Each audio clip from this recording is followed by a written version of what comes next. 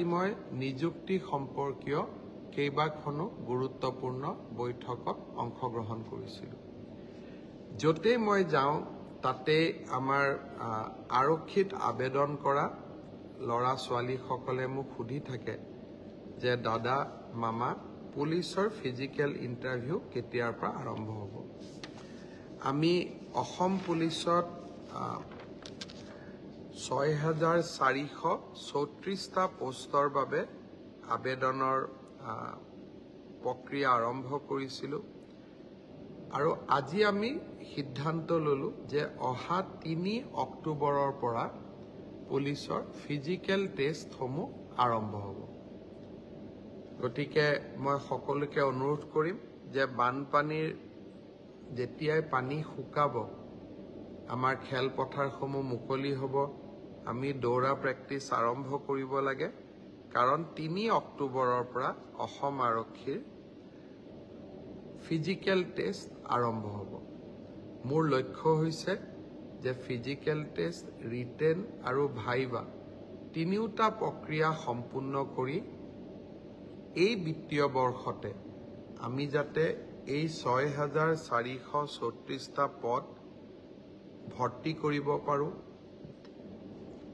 এটা সুন্দৰ নিযুক্তি প্ৰক্ৰিয়াৰ মাজেৰে ল'ৰা ছোৱালীক নিযুক্তি দিব পাৰোঁ আৰু তাৰ লগে লগে ২০২৫ চনৰ বাবে আকৌ এবাৰ নিযুক্তি প্ৰক্ৰিয়া আমি যাতে আৰম্ভ কৰিব পাৰোঁ। বিভিন্ন স্থানত গ'লে ছাত্ৰ ছাত্ৰীসকলে ADREৰ পৰীক্ষাসমূহ কেতিয়াও অনুষ্ঠিত হ'ব সেই বিষয়েও মোক প্ৰশ্ন কৰে। আজি আমি সেই বিষয়েও এখন বৈঠক কৰিছিলোঁ। ADREৰ আসাম ডিৰেক্ট ৰিক্ৰুটমেণ্ট এক্সামিনেশ্যন, যাক আমি চমুকৈ ADRE বুলি কওঁ, ADREৰ গ্ৰেড 3 পোষ্টসমূহৰ পৰীক্ষা 15, 22 আৰু 29 ছেপ্টেম্বৰত অনুষ্ঠিত হ'ব। মই আকৌ এবাৰ কৈছোঁ যে গ্ৰেড 3 পোষ্টসমূহৰ বাবে ইণ্টাৰভিউ 15, 22 আৰু 29 ছেপ্টেম্বৰত অনুষ্ঠিত হ'ব। এই পৰীক্ষা এইবাৰ লোকসেৱা আয়োগে পতা পৰীক্ষাৰ আৰ্হিত হ'ব। প্ৰথমতে প্ৰিলিমিনাৰী পৰীক্ষা হ'ব, তাৰ পিছত মেইনছ হ'ব আৰু মেইনছৰ পিছত আমি ভাইভা প্ৰক্ৰিয়াৰ মাজেৰে আমি সমগ্ৰ ইণ্টাৰভিউ প্ৰক্ৰিয়াটো সমাপ্ত কৰিম। প্ৰিলিমছ এক্সাম তৃতীয় শ্ৰেণীৰ পদসমূহৰ বাবে 15, 22 আৰু 29 ছেপ্টেম্বৰত অনুষ্ঠিত হ'ব। আজি আমি জুলাই মাহত আছোঁ। মই আশা কৰিম যে আমাৰ শিক্ষাৰ্থীসকলে, চাকৰি প্ৰাৰ্থীসকলে যাতে পঢ়া শুনা আৰম্ভ কৰে।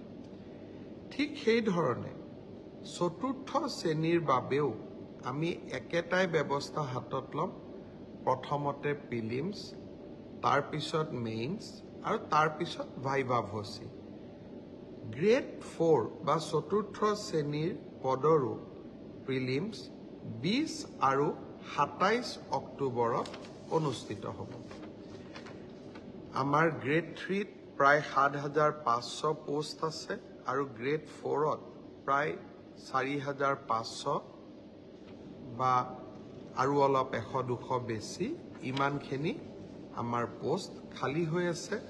এটা স্বচ্ছ নিযুক্তি প্ৰক্ৰিয়াৰ মাজেৰে আমি এই পদখিনি পূৰণ কৰিম। এলিমেণ্টাৰী এডুকেশ্যন, প্ৰাথমিক শিক্ষা বিভাগৰ শিক্ষকসকলৰ নিযুক্তিৰ প্ৰক্ৰিয়াও খুব সোনকালে আৰম্ভ হ'ব।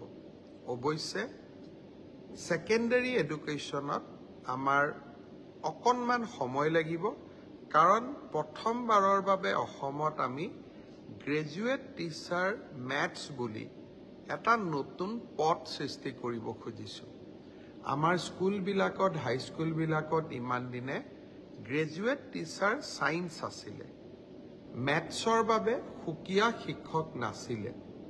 যোৱা কালি শিক্ষা বিভাগৰ লগত মই বহুত দেৰি বহিছিলোঁ আৰু আমি এটা সিদ্ধান্ত লৈছোঁ যে আমাৰ হাইস্কুলবিলাকত গ্ৰেজুৱেট টিচাৰ মেথছ বুলি এটা সুকীয়া পদ হ'ব লাগে, যাতে গণিতৰ ওপৰত আমি একোজন শিক্ষক নিযুক্তি দিব পাৰোঁ। গণিতৰ শিক্ষক নোহোৱা বাবে আমাৰ স্কুলসমূহত শিক্ষা ব্যৱস্থাত বহুত জটি পৰে। শিক্ষা বিভাগে কেইবা হাজাৰো, বিশেষকৈ প্ৰথম অৱস্থাত প্ৰায় 2000 গণিত শিক্ষকৰ পদ সৃষ্টি কৰিব লাগিব। সেয়েহে মাধ্যমিক শিক্ষকৰ নিযুক্তি প্ৰক্ৰিয়াটো এমাহ বা 2 মাহ পিছত আমি আৰম্ভ কৰিম। সেই হলেও মোৰ লক্ষ্য যে এই গোটেই পোষ্টখিনি গ্ৰেড 3 7600, গ্ৰেড 4 5000, পুলিচত 6434, এলিমেণ্টাৰী এডুকেশ্যনত 5550 গৰাকী শিক্ষক, ছেকেণ্ডাৰী এডুকেশ্যনতো প্ৰায় 8000 শিক্ষক, এই গোটেই অৰ্থাৎ প্ৰায় 35000 নিযুক্তি আমি মাৰ্চ মাহ বা এপ্ৰিল, বিশেষকৈ বহাগ বিহুৰ আগতে আমি শেষ কৰিব খুজিছোঁ।